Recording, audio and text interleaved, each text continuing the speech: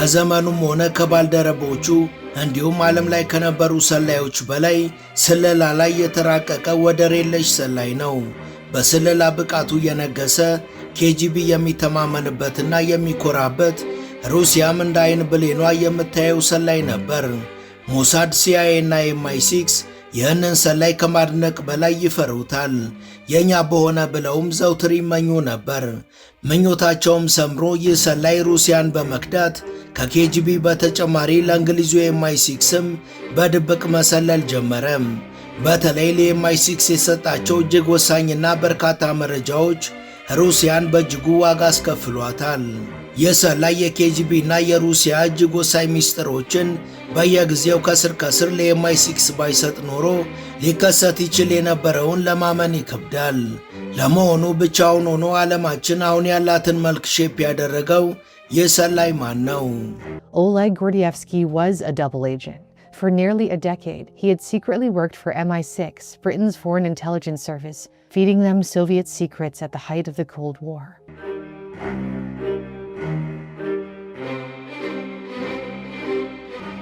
ሰላም ጤና ይስጥልን የቻናላችን ቤተሰቦች፣ ለዛሬ በስለላው ዓለም ጉድ ስላስባለው አነጋጋሪ ሰላይ እናስቃኛችኋለን። አብራችሁን ቆዩ።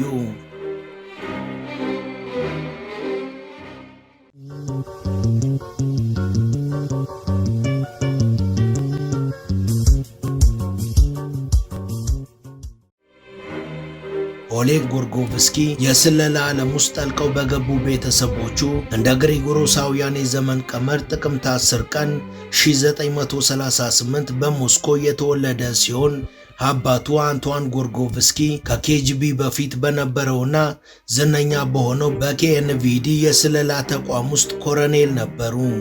አባትየው ከ1920ዎቹ ጀምሮ ታማኝ ኮሚኒስት የነበሩ ሲሆን በ1930ዎቹ በጆሴፍ ስታሊን መሪነት በሰፊው ይካሄድ በነበረው ታላቅ ዘመቻ ወቅትም በኤንኬቪዲ ውስጥ አገልግለዋል።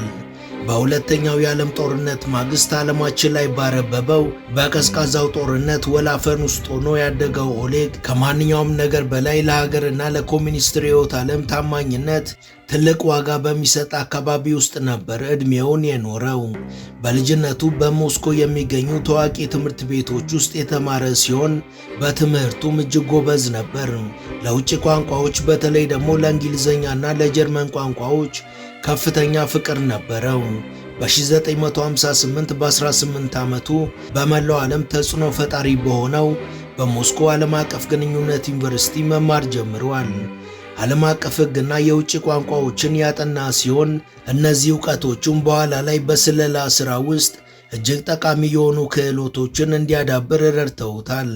ኦሌግ በ1992 ከዩኒቨርሲቲ ከተመረቀ በኋላ የአባቱን ፈለግ በመከተል ኬጂቢን ተቀላቅሏል።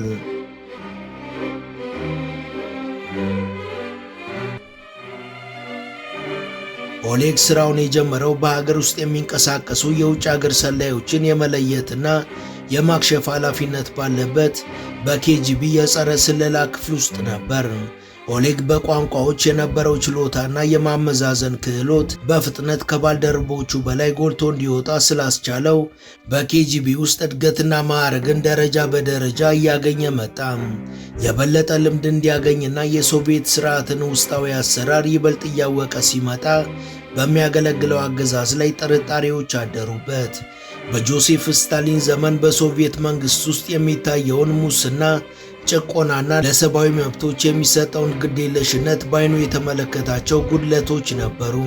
እናም ኦሌግ ወደ ምዕራቡ ዓለም ስለመክዳት በቁም ነገር ማሰብ ጀመረ።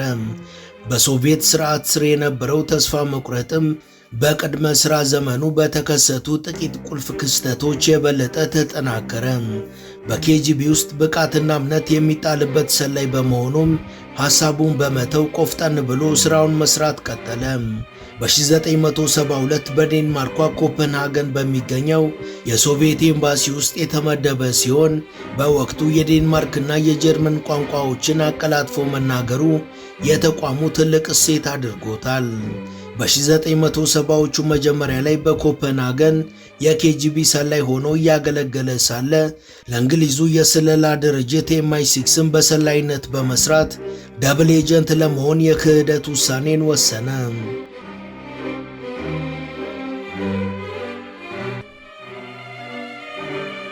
በሶቪየት ኅብረት ሥርዓት ላይ የነበረው ተስፋ መቁረጥና ለምዕራባውያኑ ዲሞክራሲ የነበረው አድናቆት የመጨረሻ ደረጃ ላይ ደርሶ ስለነበር ከMI6 ጋር ግንኙነት ለመፍጠር በ1974 ያገኘውን ዕድልም በአግባቡ ተጠቀመ። በወቅቱ ሪቻርድ ብሮሜድ በተባለ የእንግሊዝ ዲፕሎማት ጥያቄ ቀርቦለት እሱም ፍላጎቱን ገልጾ ተስማማ። ብሮሜድ የዛ ጊዜ ለእንግሊዝ የስለላ ድርጅት ሊሰሩ የሚችሉ የሶቪየት ኅብረት ዜጎችን የመመልመል ኃላፊነት ተሰጥቶት ነበር። በሚቀጥሉት ጥቂት ወራት ውስጥ ኦሌግ ከMI6 ተቆጣጣሪዎች ጋር በየጊዜው በመገናኘት ስለ KGB ውስጣዊ አሰራርና ስለ ሶቪየት የውጭ ጉዳይ ፖሊሲ ጠቃሚ መረጃዎችን ሰጣቸው። በዴንማርክና በሌሎች የምዕራብ አውሮፓ ሀገሮች ስለሚካሄዱ የሶቪየት የስለላ እንቅስቃሴዎችም ዝርዝር መረጃዎችን እንዲሁም KGB ሰላዮችን እንዴት እንደሚመለመልና እንደሚያስተዳድር የሚገልጹ ሚስጥሮችን አጋርቷቸዋል። እነዚህ ደግሞ ለMI6 ከሰጣቸው ወሳኝ የስለላ መረጃዎች ውስጥ ዋነኞቹ ነበሩ። ከኬጂቢ በተጨማሪ ለጃፓንም በሚስጥር በሰላይነት ይሰራ የነበረውን ሌቭቼንኮ የተባለውን ከፍተኛ የኬጂቢ መኮንን ማንነትንም ለእንግሊዞች አጋልጦ የሰጣቸው ሲሆን የመረጃ የእንግሊዝና የአሜሪካ የስለላ ድርጅቶች የሌቭቼንኮን እንቅስቃሴ እንዲከታተሉና በሩቅ ምስራቅ ስለሚካሄደው የሶቪየት የስለላ ኦፕሬሽን ጥልቅ ግንዛቤን እንዲያገኙ አስችሏቸዋል።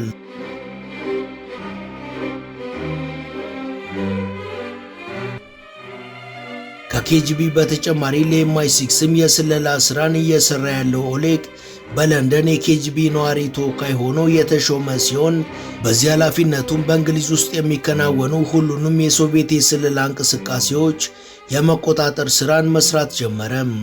ኦሌግ ስልጣኑን በመጠቀምም በርካታ ሚስጥራዊ መረጃዎችን ለእንግሊዙ የMI6 ተቋም አሳልፎ ሰጥቷል።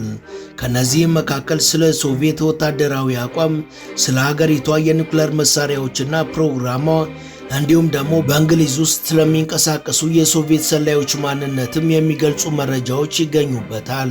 የኦሌግ ምርጥ ሰላይነት በሁለቱም ተቋማት የበለጠ እየታወቀ የመጣው በሶቪየትና በምዕራቡ ዓለም መካከል ያለው ውጥረት በከፍተኛ ሁኔታ እየጨመረ በመጣበት በ1980ዎቹ መጀመሪያ ላይ ነበር። በወቅቱ ቀዝቃዛው ጦርነት በበርካታ ምክንያቶች እንደገና አገርሽቶ የነበረ ሲሆን ሶቪየት በ1979 አፍጋኒስታን መግባቷን ምዕራባውያንን ያስቆጣ ሆኗል። በዚህም አሜሪካና በርካታ አጋሮቿ በ1980ዎቹ የሞስኮ ኦሎምፒክ አንሳተፍም ብለው ቀርተዋል። ሮናልድ ሬጋን በ1980 የአሜሪካ ፕሬዝዳንት ሆነው መመረጣቸውም ለውጥረቱ መባባስ ትልቅ አስተዋጽኦን አበርክቷል። ሬጋን ሶቪየት ኅብረትን አምርረው የሚጠሉ ሲሆን ሶቪየት ኅብረት የአውሬነት ፋብሪካ ናት በማለት ከእሳቸው የማይጠበቅ ዘለፋን አሰምተዋል።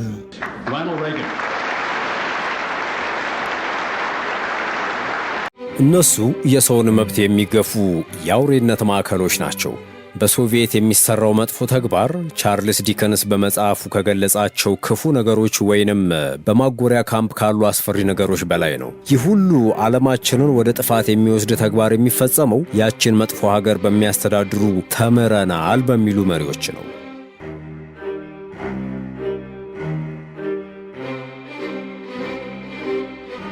የጦር መሳሪያዎች የስለላና ተጽዕኖን የመፍጠር ፉክክር እንዲሁም የኃይል የበላይነቱ ሽኩቻ ተራ ለመግባባት አልነበረም። አዳዲስ የኒውክሌር መሳሪያዎችን ማዘጋጀትን ጨምሮ መጠነ ሰፊ ወታደራዊ ግንባታ የጀመሩ ሲሆን ይህም በሁለቱ ኃያላን መንግስታት መካከል ትኩሳቱን አጋግሎ በዓለም ሕዝብ ዘንድ ስጋትን ፈጥሮ ነበር። በኦሌግ የስለላ ታሪክ ውስጥ እጅግ ከባዱ ክህደት የተፈጸመው በ1984 ነበር። በወቅቱ ኦፕሬሽን ራያን ተብሎ ስለሚታወቀው ትልቅ የኬጂቢ ኦፕሬሽን ለMI6 አስቀድሞ መረጃውን በመስጠት ቅድመ ማስጠንቀቂያ እንዲያደርጉ የረዳቸው ሲሆን የኦፕሬሽን የምዕራቡ ዓለም ድንገተኛ የኒውክሌር ጥቃት ሊሰነዝር ይችላል ከሚለው የሶቪየት መሪዎች ፍርሃት የተነሳ በምዕራባውያን ወታደራዊ አቅምና እቅዶች ላይ መረጃ ለመሰብሰብ የተደረገ መጠነ ሰፊ ኦፕሬሽን ነበር።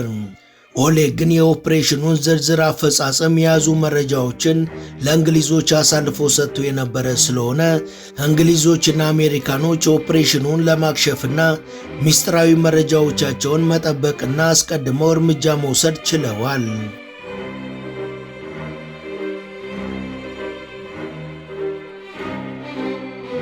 በደብል ኤጀንትነት ለሶቪየትም ለእንግሊዝም እየሰለለና በተለይም የሶቪየትን ሚስጥር ለእንግሊዞች አሳልፎ በሰጣቸው ዓመታት ሁሉ ኦሌግ በኬጂቢ ከተያዝኩኝ የሚል ከባድ ፍርሃት አድሮበት ነበር።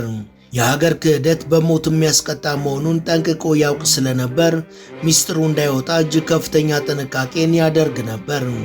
የሚያገኛቸውን በርካታ የኬጂቢ መረጃዎችን ለኤምአይ6 ኃላፊዎች ለማስተላለፍ ሚስጥራዊ የመረጃ መጣያ ቦታዎችንና ሌሎች አስተማማኝ የመገናኛ ዘዴዎችን በመጠቀም እንዲሁም ደግሞ ከኬጂቢ አለቆች ጋር ባለው የዕለት ተዕለት ግንኙነት ለሶቪየት አገዛዝ ታማኝ መስሎ ይታይ ነበር። በደብል ኤጀንትነት መስራት የሚያስከትለው ስነ ልቦናዊ ጫና እጅግ ከፍተኛ በመሆኑ ኦሌግ ብዙ ጊዜ የጥፋተኝነት ስሜት፣ ጭንቀትና ጥርጣሬ በርትቶበት ነበር። አንዲት ትንሽ ስህተት ወይም የጥንቃቄ መጓደል ሚስጥሩን ሊያጋልጥበትና የራሱን እንዲሁም ደግሞ የቤተሰቡን ሕይወት አደጋ ላይ ሊጥል እንደሚችል ያውቅ ነበር። እንደፈራውም በወርሃ ሐምሌ 1985 ሶቪየቶች ጥርጣሬ የሚያሳድር ከፍተኛ ክፍተት አዩበት።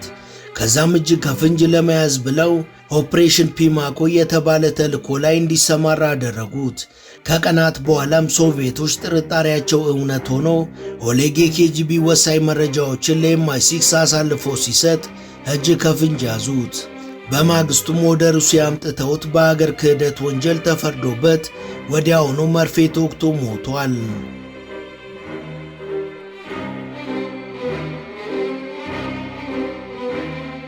ወደ ቻናላችን ቤተሰቦች ሀገሩን ክዶ ለሶቪየትም ለእንግሊዝም ይሰልል ስለነበረውና የዓለማችን ወደር የለሽ ሰላይ ነው ስለተባለው ኦሌግ ያስቃኘናችሁ የዛሬው መሰናዷችን ይህን ይመስል ነበር። እስከ ፍጻሜው አብራችሁን ስለነበራችሁ ከልብ እናመሰግናለን። በቀጣይ ቢሰሩ የምትሏቸውን ርዕሰ ጉዳዮች ብጠቁሙን ደስ ብሎን እንቀበላለን።